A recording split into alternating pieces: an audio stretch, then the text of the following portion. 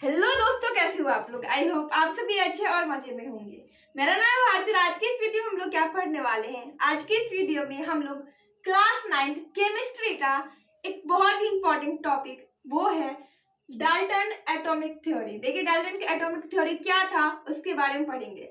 सबसे पहले समझते हैं ये डाल्टन जो है कौन था। तो देखिए ये जो थ्योरी डाल्टन एटॉमिक थ्योरी वो डाल्टन नाम का एक साइंटिस्ट के ऊपर ही पढ़ा था। डाल्टन का पूरा नाम था जॉन डाल्टन, जो कि ब्रिटिश के एक स्कूल के टीचर थे। जैसे हमारे स्कूल के टीचर होते हैं वैसे वो ब्रिटिश के एक स्कूल के टीचर थे। और उन्होंने 1808 में तो उन्होंने 1808 में क्या किया कि वो जो है वो इस थ्योरी को लिखे थे। तो देखिए उस टाइम में ये जो थ्योरी लिखे थे तो उस टाइम उनके पास जितने प्रिंसिपल थे, जितना कुछ उनको पता था उसी के हिसाब से वो लिखे हुए थे। बाद में ड्रॉबैक भी हुआ उसमें। ड्रॉबैक मतलब उसमें बहुत सारी कमियां निकली। बट उस टाइम में जब वो लिखे थे तो उसके पास जितना कुछ अवेलेबल था, जितना कुछ रिसोर्स था, उसी के हिसाब से वो उसको लिखे हुए थे। देखिए सबसे पहले वर्ड आता है एटम। ये एटम जो है ये कहा किसका स्मॉलेस्ट पार्टिकल है इसके बारे में समझते हैं। तो सबसे पहले कि मैटर। अब मैटर क्या है, तो आंख बंद करो खोलो, जो भी कुछ दिख रहा है वो सारा क्या है, वो सारा मैटर है। तो देखिए मैटर जो होता है वो या तो एलिमेंट होता है, या तो कंपाउंड होता है, या मिक्सचर होता है। लाइक गोल्ड जो है वो एक एलिमेंट है। वैसे अगर वाटर को लेते हैं, कार्बन डाइऑक्साइड को लेते हैं, तो वो सब क्या है, एक कंपाउंड है। और मिक्सचर जैसे एयर है, एयर क्या है, एक मिक्सचर है। ठीक है, तो ये सारा एलिमेंट, कंपाउंड और मिक्सचर। तो देखो इसमें क्या होता है, मिक्सचर और कंपाउंड। वो मिक्सचर और कंपाउंड दोनों किससे बने हुए रहते हैं, एलिमेंट से। एलिमेंट मतलब कि कोई एक ही पार्टिकल से, कोई एक स्पेसिफिक पार्टिकल से। जैसे कि अभी हमारे पास टोटल 118 एलिमेंट अभी प्रेजेंट है। ठीक है, तो वो सारे कंपाउंड और मिक्सचर जो होते हैं वो सारे एलिमेंट से ही बने हुए रहते हैं। अब ये जो एलिमेंट है ना वो किससे बना हुआ रहता है, वो मॉलिक्यूल से बना हुआ रहता है। और जो मॉलिक्यूल है ना वो एटम से बना हुआ रहता है। मतलब कि मैटर जो है वो या तो एलिमेंट, कंपाउंड या मिक्सचर होंगे। कंपाउंड और मिक्सचर होंगे तो कंपाउंड मिक्सचर किससे बने हुए रहते हैं, एलिमेंट से। एलिमेंट किससे बने हुए होते हैं मॉलिक्यूल से। और मॉलिक्यूल किससे, एटम से। तो अगर हम लोग स्मॉलेस्ट यूनिट की बात करें ना तो स्मॉलेस्ट यूनिट क्या हुआ, मैटर का, वो हुआ हमारा एटम। तो अब चलिए पोस्टुलेट समझते हैं। जितने भी पोस्टुलेट जो कि डाल्टन ने दिया था उन सारे पोस्टुलेट के बारे में समझते हैं। सबसे पहले ये क्वेश्चन राइज होता है कि ये पोस्टुलेट क्या होता है, पोस्टुलेट का मतलब क्या होता है। तो देखिए पोस्टुलेट जो है इसका मतलब होता है स्टेटमेंट। मतलब जितने भी स्टेटमेंट उन्होंने दिया था उन सारे स्टेटमेंट के बारे में पढ़ेंगे। तो उन्होंने 6-7 स्टेटमेंट दिया था। अगर आप बुक सब में पढ़ेंगे तो कुछ बुक में इस 6-7 को कोई 10 भी बना करके, कोई 5 भी बना देता है। बट ऐसे जनरली 6-7 जो पोस्टुलेट है वो डाल्टन ने दिया था। अब पहला क्या है, all matter is made up of very tiny particle called atom. अभी जस्ट मैं बताई कि जितने भी मैटर होते हैं वो सारे किससे बने हुए रहते हैं, एटम से बने हुए रहते हैं। मतलब एटम क्या हुआ, एटम हुआ स्मॉलेस्ट पार्टिकल। किसका स्मॉलेस्ट पार्टिकल, मैटर का। अब देखो स्मॉलेस्ट पार्टिकल मतलब वो धूल जैसा नहीं, ये इतना ज्यादा छोटा होता है कि इसे हम लोग पावरफुल माइक्रोस्कोप से भी बहुत ही मुश्किल से देख पाते हैं।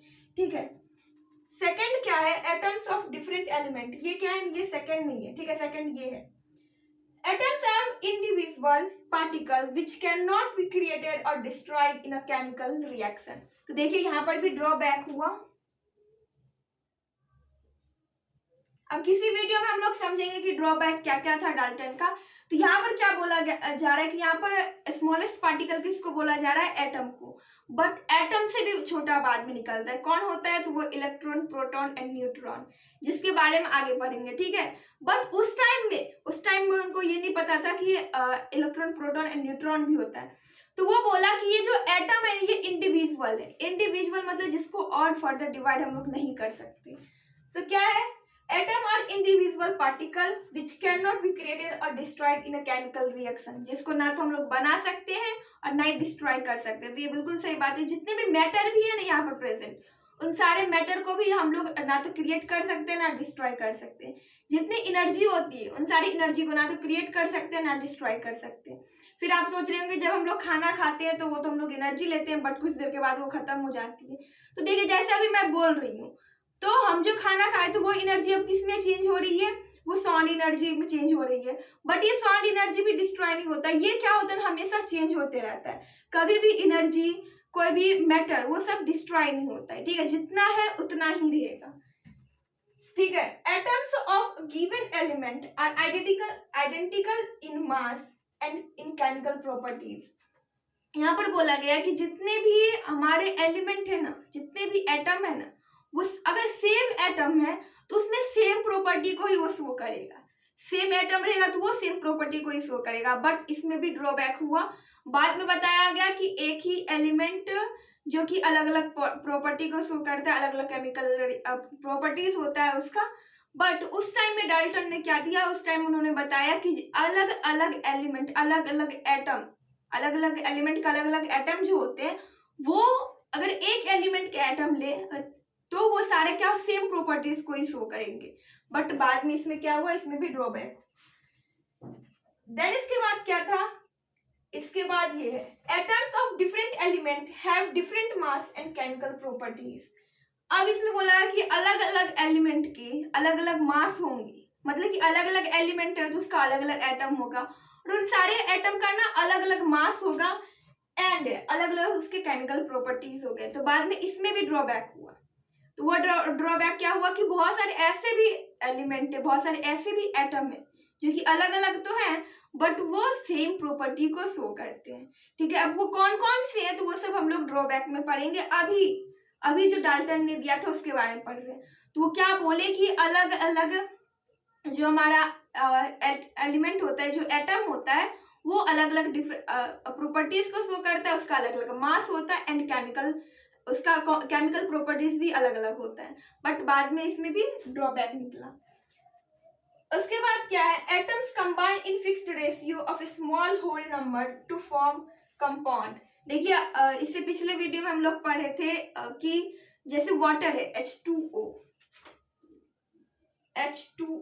ये क्या है, ये कंपाउंड है और ये हमेशा फिक्स्ड रेशियो में ही बना रहता है। वो रेशियो क्या है, वो रेशियो है 1:8। मतलब कि अगर हाइड्रोजन का 1 पार्टिकल लेंगे तो ऑक्सीजन का 8 पार्टिकल लेना पड़ेगा और तब वो कंबाइन होकर क्या बनाएगा, वाटर बनाएगा। तो ये एक फिक्स्ड रेशियो में है एंड ये जो रेशियो होता है ये हमेशा स्मॉल होल नंबर रहता है, मतलब ये स्मॉल नंबर ही रहते हैं।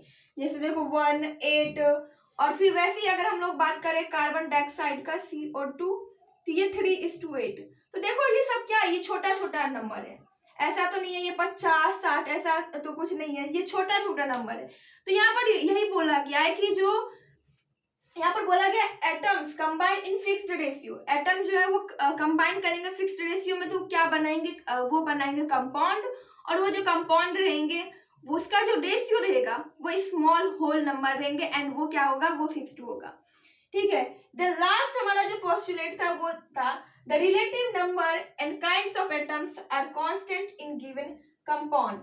देखिए रिलेटिव नंबर, जितने भी नंबर है और जितने भी कंपाउंड है वो हमेशा क्या रहेंगे, वो हमेशा गिवन रहेंगे कंपाउंड में। अब जैसे देखो H2O, ये क्या है, ये वाटर है एंड इसमें हाइड्रोजन एंड ऑक्सीजन, ये क्या है, एक एलिमेंट है। तो ये एलिमेंट क्या है कि ये दोनों ही रहेंगे, मतलब कि हाइड्रोजन एंड ऑक्सीजन रहेगा और ये दोनों ही कंबाइन करेंगे तो क्या बनेगा, वाटर बनेगा। अगर आप कार्बन और ऑक्सीजन को कंबाइन करेंगे तो वो वाटर नहीं बन सकता, वो क्या बन जाएगा, कार्बन डाइऑक्साइड बन जाएगा।